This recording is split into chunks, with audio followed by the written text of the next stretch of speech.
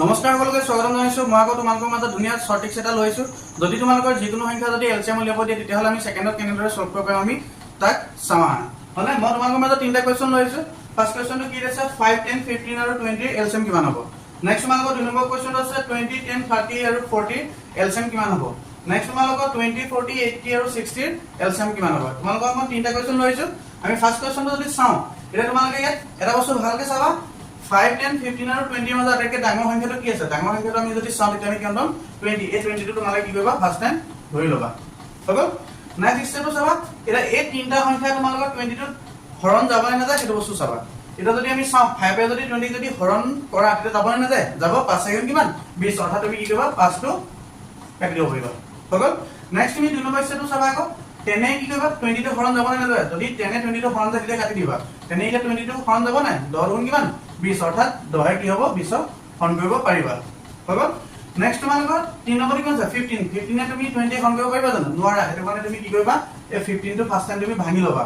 যদি 15 টো ভাঙা তেতিয়া কেনে ভাঙিব পাৰিবা 3 5 গুণ 15। হ'ব এটা আমি কি পালো 3 আৰু 5।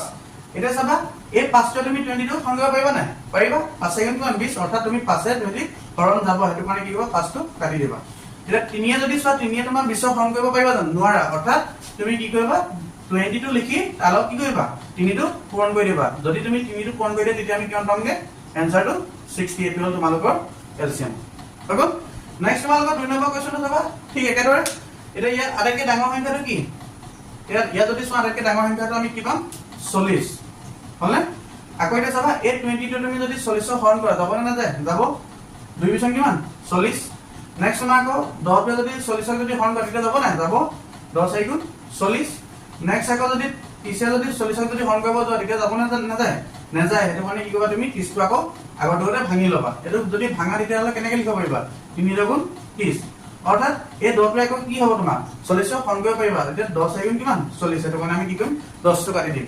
এতিয়া 3 আকৌ 40 হৰণ কৰিব পাৰিবা জানো যাব জানো বাৰু নাযায়। সেইটো কাৰণে কি কৰিবা 40 টো লিখি ল'বা। 40 ৰ লগত যদি 30 টো 3 টো যদি পূৰণ কৰি দিয়া তেতিয়া তোমালোকে কিমান পাবা 120। এইটো হ'ল তোমালোকৰ এলচিএম। নেক্সট তোমালোকে 3 নম্বৰ কোৱেশ্চনটো মোক কমেন্ট সেকশনত কমেন্ট কৰিবা। আৰু যদি তোমালোকে এনেকুৱা ধুনীয়া ধুনীয়া যদি কোৱেশ্চন যদি তোমালোকৰ লাগে আৰু যদি শৰ্ট ট্ৰিক্স লাগে তেতিয়াহ'লে মোৰ চেনেলটো সাবস্ক্ৰাইব কৰিব নাপাহৰিবা। ধন্যবাদ।